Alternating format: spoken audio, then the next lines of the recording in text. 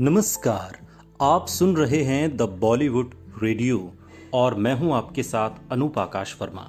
दोस्तों, ये किस्सा राज कपूर की मौत का है, जिसके लिए सरकार को भी जिम्मेदार ठहराया गया था, या फिर यूं समझिए कि सरकार को ही जिम्मेदार ठहराया गया था।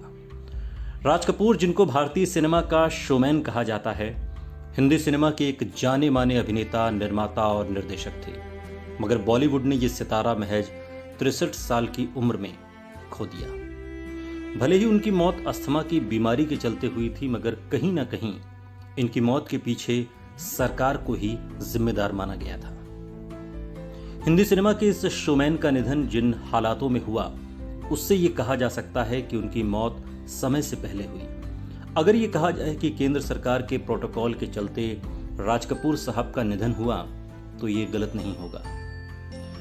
हिंदी सिनेमा को बहुत सी नायाब फिल्में देने वाले राज कपूर अपने आखिरी समय में अस्थमा की बीमारी से पीड़ित थे।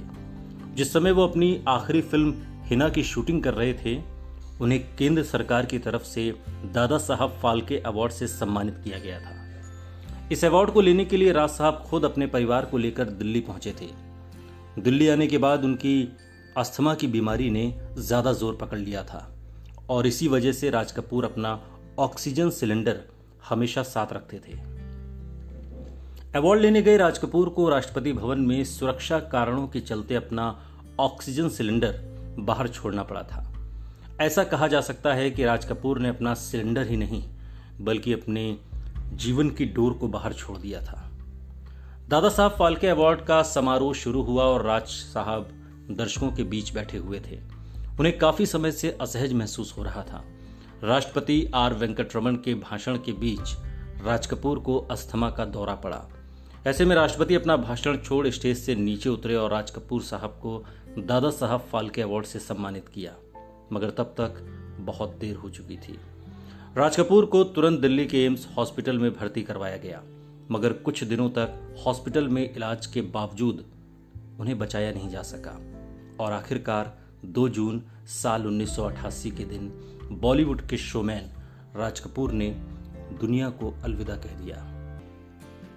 अगर अवार्ड समारोह के दौरान राज कपूर को ऑक्सीजन सिलेंडर अपने साथ रखने की इजाजत मिली होती, तो शायद राज कपूर साहब बच जाते, मगर ऐसा हो न सका। और हिंदी फिल्म इंडस्ट्री को एक से बढ़कर एक नायाब फिल्में देने वाला शोमैन राज कपूर हमेशा हमेशा के लिए इस दुनिया को अलविदा कह गया। आज भी लोग राज कपूर की मौत के पीछे उस प्रोटोकॉल को मानते हैं, जिसकी वजह से उन्हें अपने जीवन की डोर यानी कि ऑक्सीजन सिलेंडर को बाहर रखना पड़ा था। सुनते रहिए द बॉलीवुड रेडियो, सुनता है सारा इंडिया।